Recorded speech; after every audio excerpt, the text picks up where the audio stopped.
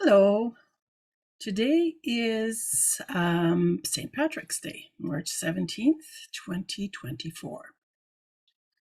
And it is an absolutely beautiful day here. The sun is shining, the sky is blue, there is some snow on the ground, and we're promised there is more coming. But it's beautiful. It just gives me a sense of an ability to breathe freely. The pine trees, the spruce trees are, their branches are waving at me as I'm looking outside. And yeah, it's a beautiful day. Today's short story is titled Aligned. Have you ever gone out after a massive snowstorm to run an errand and regretted not waiting until the roads were cleared? I have. And after doing a terrifying 360 degrees spin, the car stopped with a loud crack right at the sidewalk. You know where that little cement wall is? It's a loud crack. Stopping to investigate the damage while slipping and sliding and nearly falling on the ice, I managed to get to the passenger side front tire. And I took a look at the damage. The hubcap was cracked and the tire appeared fine. But continuing to drive took an adjustment of my normal driving habits. When a car's tires are out of alignment, it pulls to one side and wears down its tires unevenly. This is a common issue after an accident or as our cars age, but it also represents our lives when we're not aligned with God's will. Just like a car is designed to run best when properly aligned, we're created to live in harmony with God's design and purpose for us. When we choose our own path, ignoring God's commands or guidance, or hobble broken through life, we're like that misaligned car. We struggle, are inefficient, and are often led off course. The wear and tear of such a life is evident in our strained relationships, unfulfilled potential, and constant battle against sin. God knows the best path for us and calls us to align our lives with His will. Driving a car with misaligned tires and a broken hubcap can be done. It takes extra strength to keep the car on the road, and knowing I should do what is right, namely getting the tires adjusted, and not doing it causes unnecessary stress. My mind is off track, unaligned, just like the car. Like car tires needing to be aligned, we see the importance. I just wanted to make sure I was actually recording. We see the importance of aligning our lives with God's will. This involves denying ourselves daily and laying aside our desires and plans in favor of what God has in store for us. It's a journey of sanctification where we grow to understand and appreciate God's plan more deeply, especially during the times of waiting and unknowns. This alignment isn't a one-time adjustment, but a continual process. It requires us to constantly communion with God through prayer, immersing ourselves in His Word, and being receptive to the guidance of the Holy Spirit. As we align ourselves with God's will, we find our journey through life becomes more purposeful and less weary. We experience the peace of joy of moving in the direction God intends for us, even amidst challenges and uncertainties. Here are some action questions for you and for me. Okay, and as always, I will do my best to answer the action questions. This time, I didn't prepare, so let's see how it goes. How does your current life direction reflect or differ from God's will for you? For me, I can say a big deal right now that the Lord is trying to teach me more and more and more of is setting boundaries. Now, in the last couple of messages, you've heard how I've done, even ministry outside of Canada, and God is just using me. He's using me internationally, and that's so cool. However, to my surprise, God is guiding and directing me in ways I could not imagine. There are ministries, and they have a calling, they have a mission, right? And they ask for help from other people, and I was one of them. But sometimes the connections just don't work. Because for me, for example, I'm a teacher and I teach, I take attendance, I give homework, I expect to see homework, I want to read the homework, I want to respond to the homework, I want to give a certificate of completion when the course is done. Now, that is how I work. If I'm aligned with a ministry that has an evangelistic calling, or it just has a different calling than myself, I will find strain, right? I will find myself misaligned. I might not be able to sleep, or there might be barriers like not getting answers when I need answers, and those kinds of things. And even with me sharing this with you, it's not a bad thing. We are called to do and to make a difference in the world. And sometimes opportunities come up and we have a sense to try them, to go with them, which is what I did. But there was a learning in it for me. I didn't realize that. Right? I didn't realize that it's okay to set a boundary and say, this does not fit my calling. And God used these wonderful people to teach me. Okay? So I believe the direction that I'm on currently is the direction God is guiding me. Okay? The second question is, in what areas of your life do you find aligning with God's commands most challenging? Aligning with God's commands most challenging.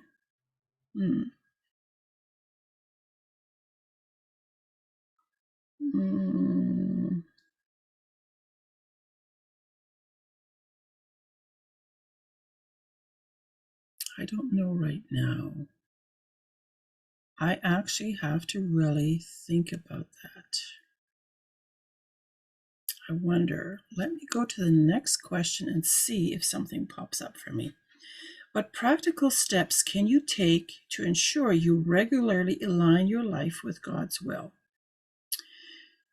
Well, as I mentioned previously, it's to ask Him in the morning, what do you have for me to do today? Right? And then the Lord gives me a list. Now, sometimes I don't ask Him for a list, but it's like I'm open to whatever experiences He brings for me, because sometimes, working behind the computer is not what He has for me. Sometimes He really needs me to be open to family members calling, to someone, needing help. Or like yesterday, I had a late lunch with surprisingly late lunch with my friend Emily, right? I didn't even know she was around. I thought she was somewhere else in the province, but she was home and I was not far from her place. So we managed to have a great time together. Oh, I just enjoyed it so much. So sometimes it's really just being open and trusting that He has His best in mind. How can being in a community of believers help you align your life with God's plan? Well, so a community of believers, I would like to say that they need to be like-minded believers. Because if I am with, let's say someone is a farmer, okay, and all their friends are steel workers, right? They belong to a community of steel workers. Are they going to find someone who can encourage them in their work of farming, in their ministry of farming? I mean, it's possible. But to be part of a community of farmers, and even when you think about farmers, would you be a beef producer or a grain producer? And forgive me if I'm not using the correct terminology here. It just popped in my mind to use a farmer. Someone who um, grows apples in orchards, right? If someone who grows grapes to produce wines, right? If they're in a community that hunts seals for breakfast, that probably doesn't align, right? So we want to be sure that we're in the community of believers that helps us align with God's plan. And yeah, I'm just going to leave it at that. I do have some other thoughts. We'll see what the next question is. The final question is, what changes have you noticed when you try to align more closely with God's will? Well, probably you have done the same thing. When I seek God's way more closely, when I seek to align with His will in my life, there's always opposition. Always. Either I might get sick, or there are struggles within the family. There are, that can be any number of situations that can happen. I might leave the house on a snowy day and end up with a cracked hubcap, right? Instead of staying home and reading my Bible and praying or working on my books or something, right? I may just leave the home in error. So, but what is important to say is challenges in themselves are not bad.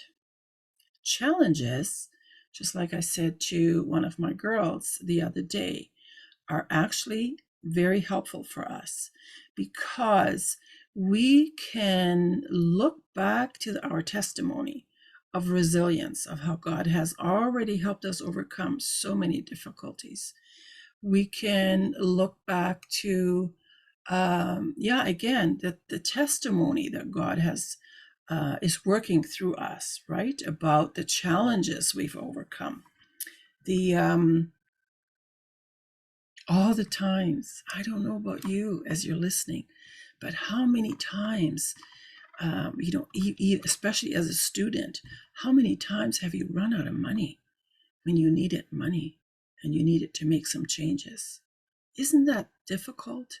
Sometimes heart-wrenching because you have to give up one more place. You have to downsize one more time. And yeah, I think giving up worldly possessions, that could be my number 2 answer. It says, in what areas of your life do you find aligning with God's commands most challenging? And downsizing more and more and more. When you look behind me here, there's still many books, right? And but more and more downsizing and letting go of things that aren't important, right? Because what am I going to take with me when I pass away? Am I going to take my furniture, my books, my computer? No, right? So downsizing. Here are some applicable verses I wish to share with you. And let's begin by Galatians 2:20. I have been crucified with Christ, and I no longer live, but Christ lives in me. The life I now live in the body, I live by faith in the Son of God, who loves me and gave himself for me. So what do I really need?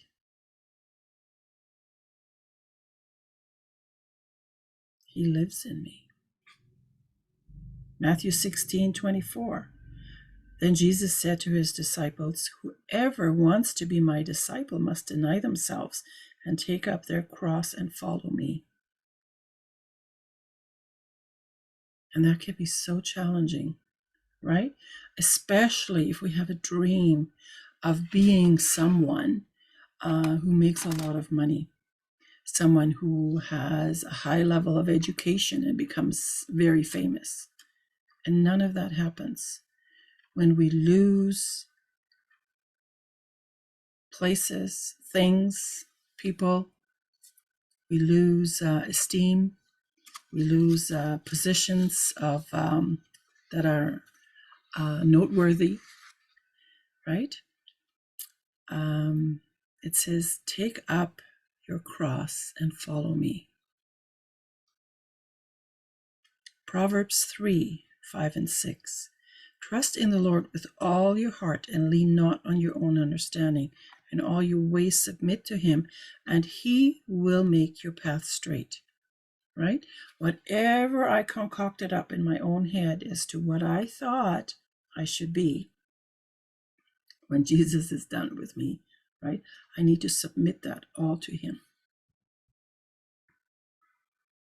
and trust him to guide, to direct, and to allow the right kind of challenges to come my way, to the burdens, right, that want to come my way, and for me to let them go, give them to him, right? It continues here, Proverbs 6. Do not be wise in your own eyes, right? When I walk around thinking I am someone, I'm something special, yay! No, fear the Lord and shun evil, shun pride, shun the idea that, oh my gosh, all of a sudden in the world, I'm going to be somebody. Somebody's going to say, oh, she's doing great work. This will bring health to your body and nourishment to your bones, right? When I think I'm someone, right? When I think I got it all figured out, right? I can do this on my own. Yeah. There are challenges with that.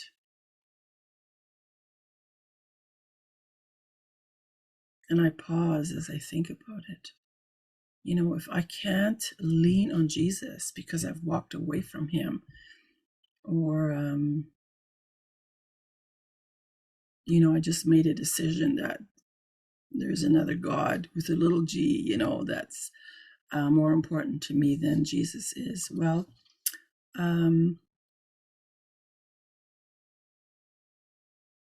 that doesn't give me the kind of life I'm looking for. I'm looking to surrender more and more. I'm looking to surrender more and more of my things as he requires them, as he asks for them, because I want to align my life, my ministry, my entire self, my being, with his plans and purposes. And so, where is Psalm 143, verse 10 says, "Teach me to do your will, for you are my God. May your spirit lead me on level ground." Teach me your will, for you are my God. May your good spirit lead me on level ground. That's what I desire. To lead a life that is level and built on a solid foundation, where the walls come up, right? The boundaries come up, and where I have tunnel vision, where I don't see anything outside here and there, but where I am firmly planted, knowing what his will for me is. Romans 12:2. Do not conform to the pattern of this world, but be transformed by the renewing of your mind. What a challenge from a thinker, right? A very deep, deep thinker who didn't notice any feelings, who didn't listen to the feelings, who didn't even listen to her body, right? The mind needed to be renewed, and that, I'm telling you, that's painful. If you haven't figured it out yourself, know that allowing God to renew our mind, my mind, and your mind is it's not an easy path to take, but it's the right path. It's the holistic path. It's where our entire being, right? Our spirit man, our physical person, we're all alive. And when, at the end of life, when our physical body dies, our spirit lives on. And I want my spirit to be joyful and feeling without regrets, knowing we've done our very best to hear God's voice, to see his visions, to allow the hands to do what he gives us to do, right? Whether it's writing books, creating art, whether it's being a police officer, whether it's a nurse, whether it's a teacher, whether it's someone who works in the steel industry or a farmer. We are aligned in his path when we're following through on the assignments he gives us. And what would we do without farmers? What would we do without steelworkers? Thank you for listening today. May the Lord bless you.